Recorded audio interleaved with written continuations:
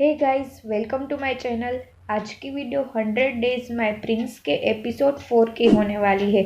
अगर वीडियो अच्छा लगे तो मेरी चैनल को सब्सक्राइब ज़रूर कर देना। एपिसोड स्टार्ट होता है। हम देखते हैं कि यूल और होंगशिम दोनों को होश आ जाता है और अपने आप को वो बंधी हुई हालत में देखते हैं। असल में ये सब होंगशिम के पापा ने ही करवाया था, दोनों को रोकने के लिए।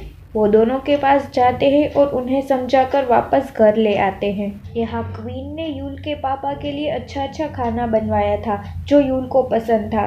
ये देखकर उसके पापा को गुस्सा आ जाता है और वो कहते हैं यहाँ यूल का कुछ पता नहीं चल रहा है, पता नहीं वो जिंदा है भी या नहीं, और तुम्हें ये सब सूझ रहा है।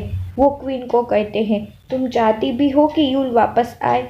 अब क्वीन उन्हें कहती है आपको भी यही लगता है कि मेरे बेटे को क्राउन प्रिंस बनाने के लिए मैंने ये सब किया है। सब लोग यही शक कर रहे हैं, लेकिन ऐसा नहीं है। उन दोनों का बेटा भी अपनी माँ का बचाव करता है और कहता है माँ तो चाहती है कि यूल सही सलामत वापस आ जाए। अब यूल के पापा दोनों को कुछ नहीं कह सकते हैं। इन सब के सामने वो बहुत कमजोर साबित होते हैं। यूल जहाँ से गुम हुआ था वहाँ उसे ढूंढा जा रहा था, पर उसका कुछ पता नहीं चल रहा था। होंगशिम यूल को कुछ काम करके पैसा कमाने को कहती है, पर वो कोई काम नहीं करना चाहता था। होंगशिम के पापा उसे परेशान ना करने को कहते हैं। फिर वो दोनों काम पे जाते हैं और यूल घर में अकेला होता है। उसे ये घर बिल्कुल भी पसंद नहीं था। तभी वहाँ ऑफिसर आ जाता है शादी के कपड़े लेने। कपड़े तो यूल दे देता है, पर वो शूज नहीं देता है, उसे वो ही पहनने थे। ऑफिसर उसे समझाता है कि ये रेंट के हैं, तुम्हें वापस देने ही होंगे, पर यूल वहाँ से भाग जाता है। भागते भागते वो मार्केट में चला जाता है। वहाँ अच्छे अच्छे कपड़े और चीज़ें देखकर वो बहुत खुश हो जाता है। फिर हम देखते हैं कि उसने कीमती कपड़े पहने थे और एक रेस्टोरेंट में जाकर वो खाना खा लेता है, पर पेमेंट करने के लिए उसके पास एक पैसा भी नहीं था। रेस्टोरेंट की मालकिन उसके साथ झगड़ा करती है। होंगशिम उस रास्ते से ही गुजर रही थी। वो ये सब देखती है और यूल के बदले पैसे दे देती है। यूल के कपड़े देखकर वो उससे पूछती है ये कपड़े कहाँ से आए। यूल उसे कहता है मेरे भाई ने ये मुझे दिलाए हैं। उसका कोई भाई भी है। ये सुनकर होंगशिम चौंक जाती है। घर जाकर देखती है कि सारे घर का रिनोवेशन हो रहा है। ये सब यूल ने ही करवाया था। वो उसे कहता है मार्केट में मुझे एक आदमी मिला था, उसने मुझे पैसे दिए। असल में वो आदमी सबको बेवकूफ़ बनाता था और लोन देता था। बाद में उन लोगों से बड़े इंटरेस्ट के साथ पैसे वापस लेता था। यूल भी बेवकूफ़ बन चुका था। उसकी साइन भी उस आदमी ने ले ली थी। ये सब सुनकर होंगशिम यूल पे गुस्सा होती है कि तुम इतने स्टूपिड कैसे हो सकते हो।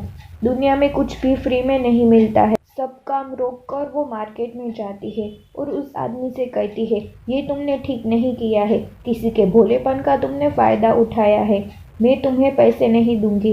पर वो आदमी उसे कहता है अगर मुझे पैसे नहीं मिले तो मैं तुम्हें बेच दूंगा। यूल ने कॉन्ट्रैक्ट पे साइन भी की थी, इसीलिए होंगशिम का कुछ चलता नहीं है। वो आदमी उसे धमकी देके चला जाता है। होंगशिम के पापा भी बहुत टेंशन में थे। जब होंगशिम घर वापस आती है तो वो बहुत गुस्से में थी। वो ये शादी तोड़ना चाहती थी, पर उसके पापा उसे रोक लेते हैं। वो उन्हें कहती है इतनी बड़ी रकम हम 10 साल में भी नहीं चुका पाएंगे। पर उसके पापा उसे शांत कराते हैं और कहते हैं कैसे भी करके मैं पैसे दे दूंगा।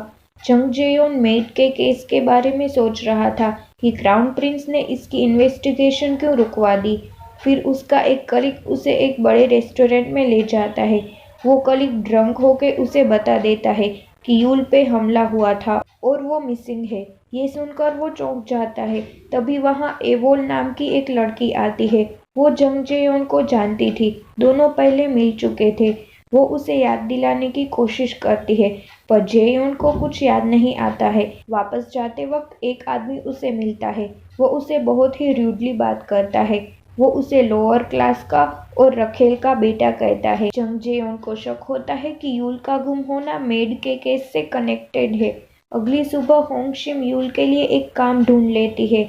अगर किसी को कुछ प्रॉब्लम है तो सब सॉल्व हो जाएगा, पर इसके बदले कुछ पेमेंट करना होगा। यूल को तो ऐसा काम करना ही नहीं था, पर होंगशिम की बात उसे माननी पड़ती है। एक दो काम उसे मिलते भी है पर वो कुछ कर नहीं पाता है। जंग जेयोन मेड के खूनी का पता लगाता है। जिस तीर से उसे मारा गया था वो जिसने बनाया था उसका पता जंग जेयोन को चल जाता है।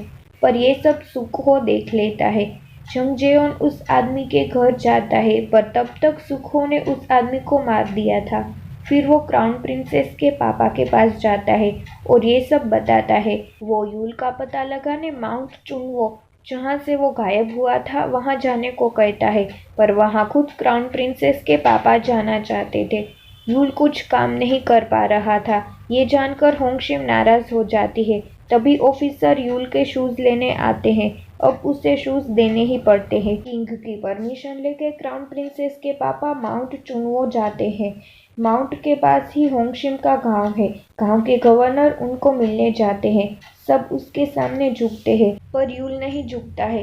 उसे याद आता है कि ऐसा उसने कभी नहीं किया है। उल्टा लोग उसके सामने झुकते थे। घर आकर वो होंगशिम से कहता है कि मैं वोंदुक नहीं हूँ क्योंकि जब मुझे होश आया था तो तुम्हारे पापा ने मेरा नाम पूछा था। अगर उनको पता होता कि मैं वोंदुक हूँ तो वो नाम नहीं पूछते और मैं कभी किसी के सामने झुका भी नहीं हूँ। तुमने तो कहा था कि मैं तुम्हें पसंद करता था पर मुझे ऐसा कुछ फील ही नहीं हो रहा है।